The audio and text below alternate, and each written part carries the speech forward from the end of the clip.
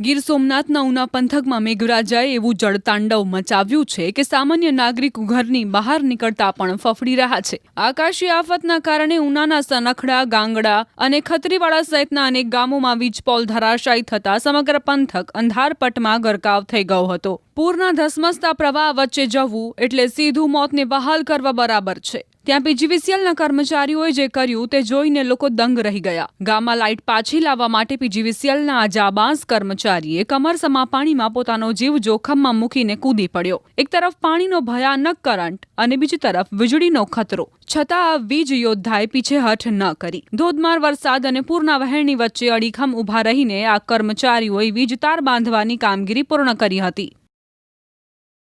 ગીર સોમનાથના ઉના પંથકમાં મેઘરાજાએ એવું જળતાંડવ મચાવ્યું છે કે સામાન્ય નાગરિક ઘરની બહાર નીકળતા પણ ફફડી રહ્યા છે। આકાશી આફતના કારણે ઉનાના